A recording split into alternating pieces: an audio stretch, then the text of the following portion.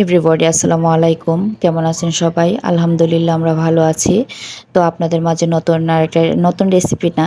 আজকে ভাবলাম যে আমি আর আপনার ভাইয়া যে অনেকদিন যাবৎ ভালো কিছু খাই না।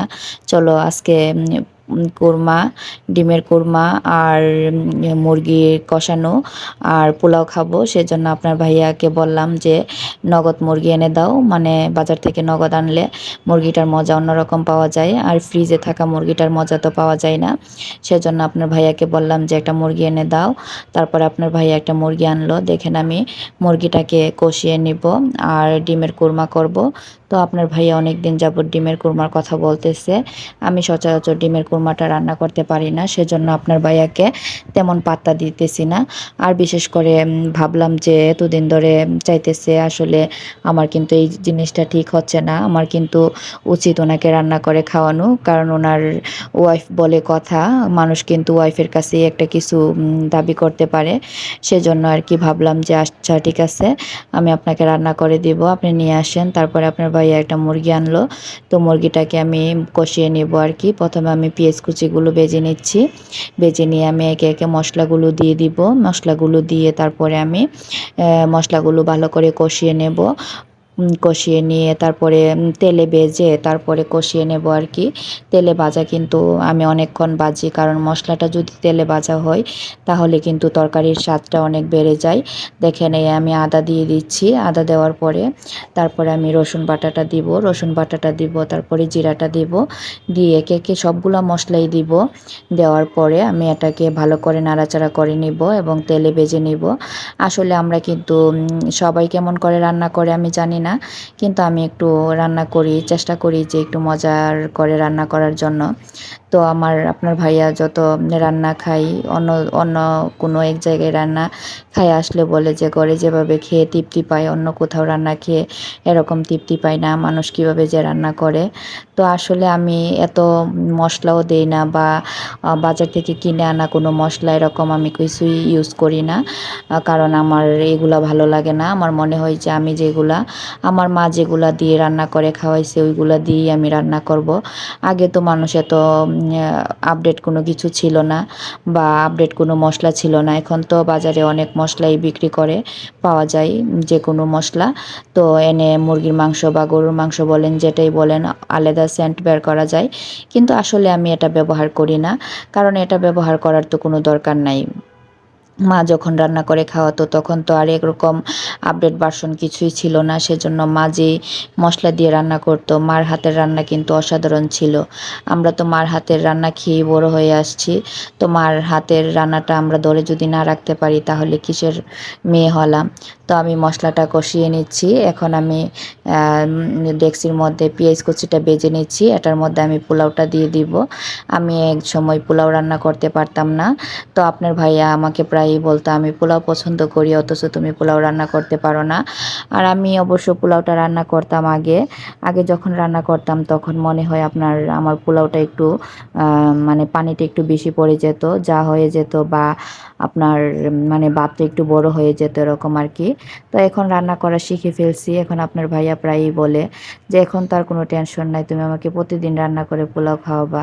তা আসলে প্রতিদিন রান্না করে পোলাও খাওয়ালেই কিন্তু খাওয়া যায় না। এটা কিন্তু আপনার ভাইয়ার মনের কথা। মানে মুখের কথা, মনের কথা না। সরি, আসলে এই আমি পোলাওটা পেঁয়াজ কুচিটা ভেজে নিয়েছি। ভেজে নিয়ে আমি কাঁচামরিচটা দিয়ে দিছি। দিয়ে এখন হালকা একটু দুধ দিলাম। দুধ দিলে আসলে পোলাওয়ের যেই ফ্লেভারটা ওইটা একটু ভালো হয়। আর বিশেষ করে পোলাওটা একটু ওই চাওলা চাওলা হয় আর কি। তো আপনার ভাইয়া এই পোলাওটাই পছন্দ করে। তো আমি ভাবি যে এই পোলাওটা যেহেতু উনি পছন্দ করে, ওনাকে এরকম করে রান্না করে দিই। দেখেন আমি পোলাওটা দুধের মধ্যে দিয়ে ভেজে নিচ্ছি চালটা। ভেজে নিয়ে তারপরে আমি পানি দেব। তো আলহামদুলিল্লাহ এখন পোলাও অনেক ভালো রান্না করতে পারি। আমি জানি না কে আমার রান্না কতটুকু পছন্দ করে, তবে আমি চেষ্টা করি একটু ভালো করে রান্না করার জন্য। তো আপনার ভাইয়া যেহেতু খেয়ে তৃপ্তি পাই, আমি মনে করি আলহামদুলিল্লাহ, আমার আর কিছু লাগবে না, উনি যেহেতু খেতে পারে আমার আর কিছু লাগবে না, কারণ আমি ওনার জন্যই রান্না করি, উনিই খায়, উনিই প্রশংসা করে। বা উনি অন্য কোথাও রান্না খেয়ে এখন মানে বাসার রান্না খেয়ে অন্য কোথাও গিয়ে রান্না খেতে পারে না, কারণ অনেক মশলা নাকি দিয়ে দেই বা লবণ বেশি হয়, জাল বেশি হয়, এরকম আর কি। তো আমরা এত মশলা খাই না, আমার বাবার বাড়ির ফ্যামিলি তো আমার মা এত মশলা খায় না, আমার বাবাও এত মশলা পছন্দ করে না, বা আমরা ফ্যামিলিতে ভাই বোন যারা আছি সবাই এরকম মশলা অল্পই খাই, এত মশলা আমরা পছন্দ করি না। দেখেন পোলাওর চালটা পাক উঠছে, আমি পানি দিয়ে দিয়েছিলাম, পানি দিয়ে যখন নাড়াচাড়া করে নিব পানি দিয়ে, তখন আমি ঢাকনা দিয়ে ডেকে দিব, ডেকে দিয়ে তারপরে আমি যখন পানিটা একটু গাঢ় হয়ে আসবে তখন আমি পোলাওটা ঢাকনা দিয়ে গুঁড়ি দিব, গুঁড়ি দিয়ে নামিয়ে নিব, নামিয়ে নিয়ে তারপরে নাড়াচাড়া করে নিলেই পোলাওটা সুন্দর হয়ে আসে আর কি। তো আমি যখন পোলাও রান্না করতাম না, এই যে দেখেন আমি পানিটা দিয়ে দিচ্ছি পরিমাণ মতো, পানিটা দিয়ে তারপরে আমি নাড়াচাড়া করে নিচ্ছি, নাড়াচাড়া করে আমি এটাকে ভালো করে পানিটা একটু গাঢ় হয়ে যখন আসবে তখন আমি এটাকে ঢাকনাটা দিয়ে গুঁড়ি দিব, গুঁড়ি দেওয়ার পরে যখন আমরা যখন নাড়াচাড়া করে নিব ভাতটা, তখন ভাতটা সুন্দর হয়ে আসবে আর কি, পোলাওটা সুন্দর হয়ে যাবে। তো আমি আগে তো রান্না করতে পারতাম না, তো আপনার ভাইয়া মানে এখন উনি অনেক খুশি যে আমি পোলাও রান্না করতে পারি, ওনাকে রান্না করে খাওয়াতে পারি। বা সচরাচর কিছুদিন আগে আমাদের বাসায় মেহমান ইনভাইট করছিলাম, তো অনেকেই আসলো, তো সবাই রান্না খেয়ে অনেক প্রশংসা করছে। তো আমার কাছে অনেক ভাল লাগছে, মনে হইতেছে যে ওনাদেরকে প্রতিদিন আমি রান্না করে আমার বাসায় দাওয়াত করি, যে আমার বাসায় এসে খেয়ে যাক।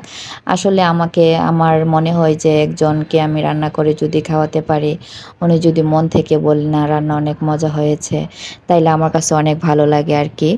আমার কাছে এত ভালো লাগে আমি বলে বোঝাতে পারবো না, মনে হয় যে ওনাকে প্রতিদিন খাওয়াই আর প্রতিদিনই বলি যে আমার বাসায় আপনার দাওয়াত রইল, আপনি এসে খেয়ে যাবেন, এই আর কি। তো দেখেন আমার পোলাওটা পাক উঠে গেছে, এটাকে আমি নাড়াচাড়া করে নিচ্ছি, নাড়াচাড়া করে নিয়ে তারপরে চুলাটা অফ করে দিলাম, অফ করে এখন আমি এটাকে নামিয়ে নেব, নামিয়ে নিয়ে তারপরে এখন দেখেন মাংসটা যে কষানোর দিয়েছিলাম, তো মশলাটা ভালো করে কষানো হয়েছে, তো এখন আমি মাংসটা দিয়ে দিব আর কি।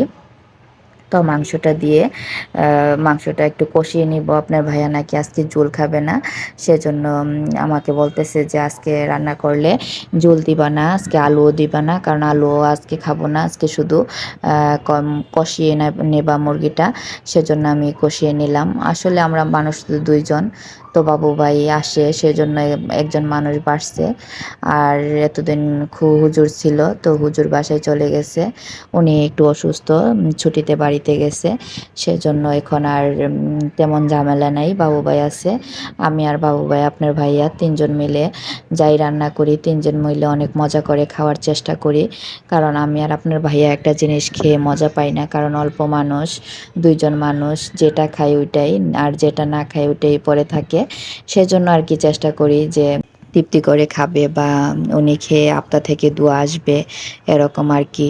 আসলে আমাকে মানুষ মনে হয় অনেক খারাপ ভাবে না ভালো ভাবে আমি জানি না, কিন্তু আমি চেষ্টা করি যে একটা মানুষকে ভালো কিছু করার জন্য, আমার দ্বারা একটা মানুষ যদি উপকৃত হয় তাহলে আমার মনে হয় যে আমার অনেক ভালো লাগতেছে, এই আর কি।